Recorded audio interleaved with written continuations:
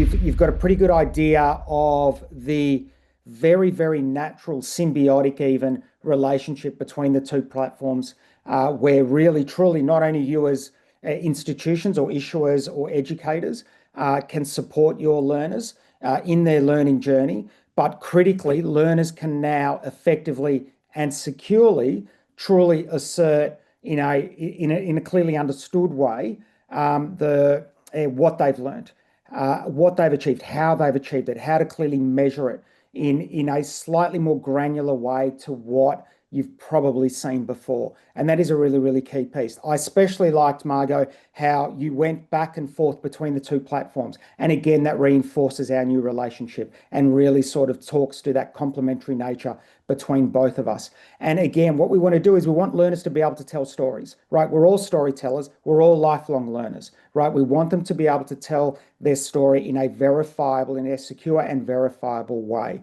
And in this new skills-first economy, we want them to be able to have a skills USB. We want them to be able to very easily plug into any ecosystem they need to in order for their job to be done, for their progress, and be able to sort of lean on the capability provided by both of these platforms. So one of the key elements, obviously, I guess the meat in the sandwich here in the relationship was the fact that we built a technical integration between the My eQuals platform and Credentialate. So that channel exists now, right? So once you can either be issuing on the My eQuals platform already and want to take up that enhanced capability or that additional capability offered by Credentialate, and working with Edalex, they will then sort of essentially turnkey the integration back into My eQuals, which would allow you to do all those magical things that Margot talked about while still having your badges issued through My eQuals so that learners continue to get that holistic view of all their credentials through your institution.